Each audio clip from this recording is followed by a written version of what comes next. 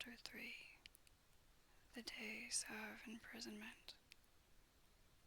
The arrival of a second fighting machine drove us from our peephole into the scullery, for we feared that from his elevation the Martian might see down upon us behind our barrier.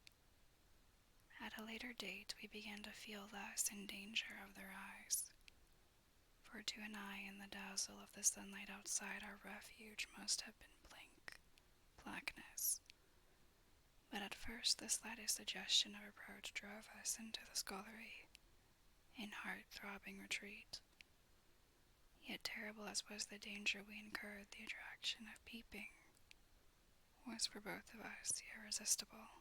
And I recall now, with a sort of wonder, that, in spite of the infinite danger in which we were between starvation and a still more terrible death, we could yet struggle bitterly for that horrible privilege of sight.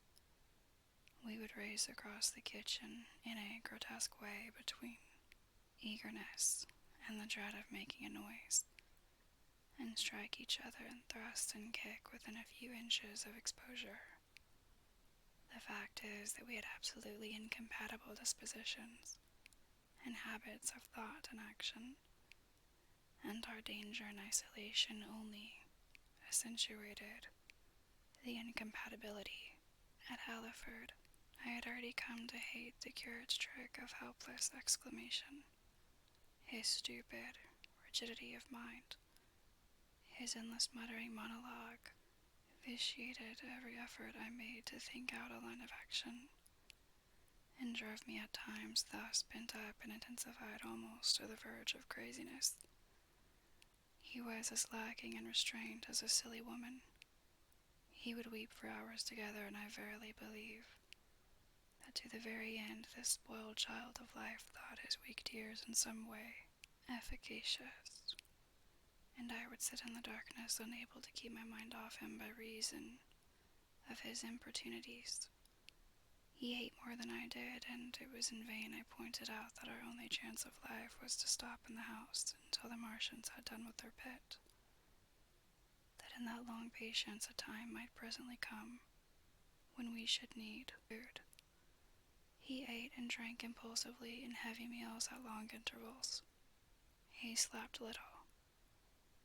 As the days wore on, his utter carelessness of any consideration so intensified our distress and danger that I had, much as I loathed doing it, to resort to threats, and at last to blows, that brought him to reason for a time. But he was one of those weak creatures, void of pride, timorous, anemic, hateful souls, full of shifty cunning, who face neither God nor man, who face not even themselves. It is disagreeable for me to recall and write these things, but I set them down that my story may lack nothing. Those who have escaped the dark and terrible aspects of life will find my brutality, my flash of rage, and our final tragedy easy enough to blame, for they know what is wrong as well as any, but not what is possible to tortured men. But those who have been under the shadow, who have gone down at last to elemental things, will have a wider charity. And while within we fought out our dark, dim contest of whispers, snatched food and drink, and gripping hands and blows without, in the pitiless sunlight of that terrible June, was the strange wonder and the unfamiliar routine of the Martians in the pit. Let me return to those first new experiences of mine. After a long time I ventured back to the peephole to find that the newcomers had been reinforced by the occupants of no fewer than 3 of the fighting machines. These last had brought with them certain fresh appliances that stood in an orderly manner about the cylinder. The second handling machine was now completed, and was busied in serving one of the novel contrivances the big machine had brought. This was a body resembling a milk can in its general form, above which oscillated a pear-shaped receptacle, from which a stream of white powder flowed into a circular basin below. The oscillatory motion was imparted to this by one tentacle of the handling machine. With two spatulate hands, the handling machine was digging out and flinging masses of clay into the pear-shaped receptacle above, while with another arm it periodically opened a door and removed rusty and blackened clinkers from the middle part of the machine. Another steely tentacle directed the powder from the basin along a ribbed channel towards some receiver that was hidden from me by the mound of bluish dust. From this unseen receiver, a little thread of green smoke rose vertically into the quiet air.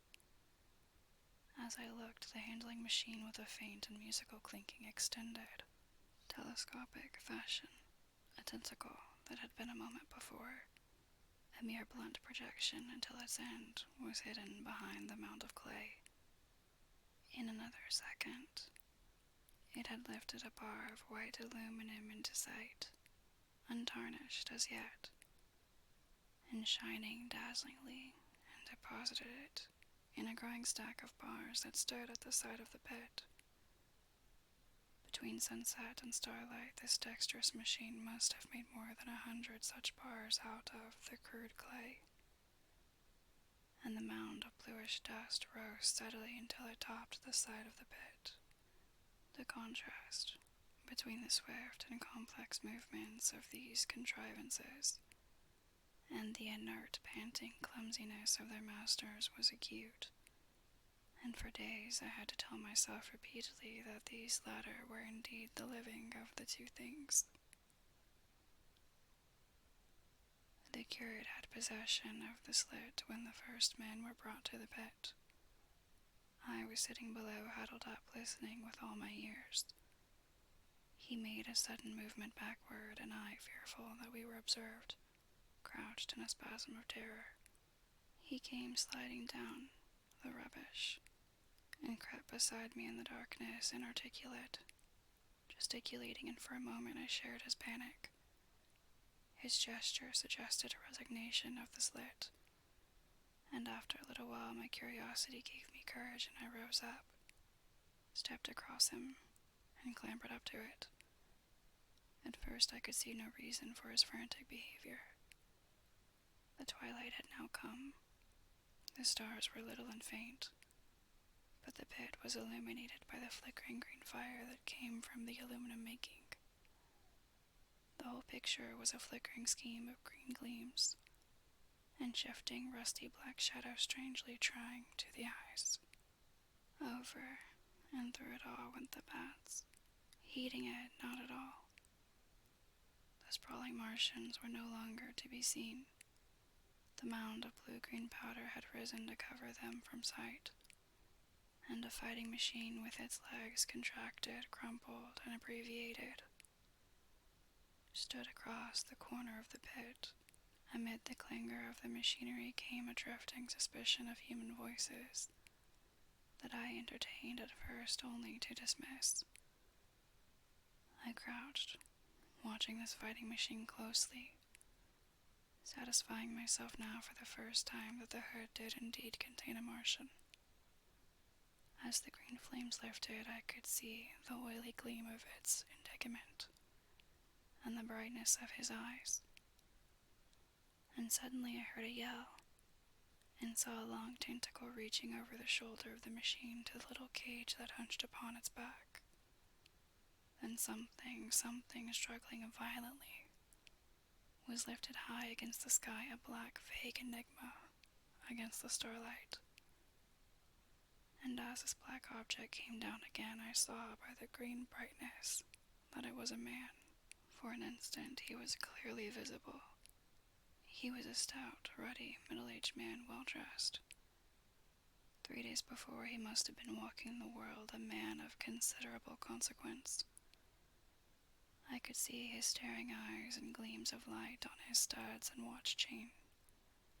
He vanished behind the mound, and for a moment there was silence. And then began a shrieking and a sustained and cheerful hooting from the Martians.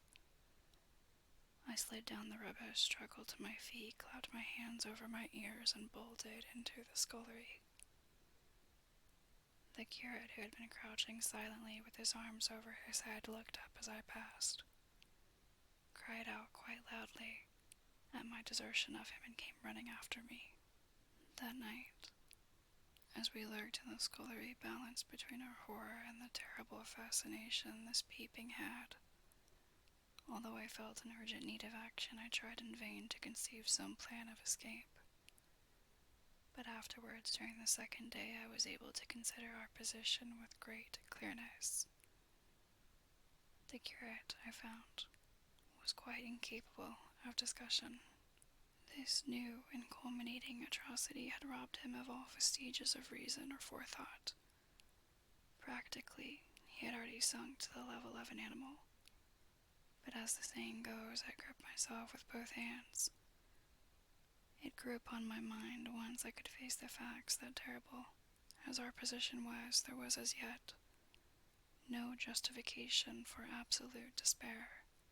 Our chief chance lay in the possibility of the Martians making the pit nothing more than a temporary encampment.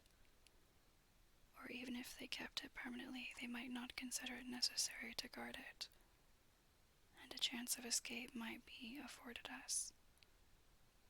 I also weighed very carefully the possibility of our digging a way out in a direction away from the pit. But the chances of our emerging within sight of some sentinel fighting machine seemed at first too great, and I should have had to do all the digging myself. The curate would certainly have failed me. It was on the third day, if my memory serves me right, that I saw the lad killed. It was the only occasion on which I actually saw the Martians feed. After that experience, I avoided the hole in the wall for the better part of a day.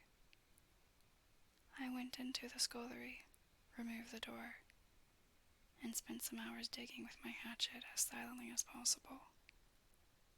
But when I had made a hole about a couple of feet deep, the loose earth collapsed noisily, and I did not dare continue. I lost heart and lay down on the scullery floor for a long time, having no spirit even to move. After that, I abandoned altogether the idea of escaping by excavation. It's as much for the impression the Martians had made upon me that at first I entertained little or no hope of our escape being brought about by their overthrow through any human effort. But on the fourth or fifth night, I heard a sound like heavy guns.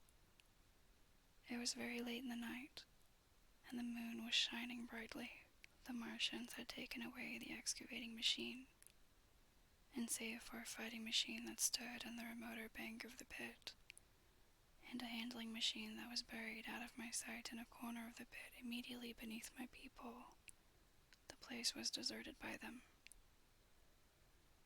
Except for the pale glow from the handling machine and the bars and patches of white moonlight, the pit was in darkness. And except for the clinking of the handling machine, quite still. That night was a beautiful serenity, save for one planet. The moon seemed to have the sky to herself. I heard a dog howling, and that familiar sound it was that made me listen. Then I heard quite distinctly a booming, exactly like the sound of great guns. 6 distinct reports I counted, and after a long interval 6 again, and that was all.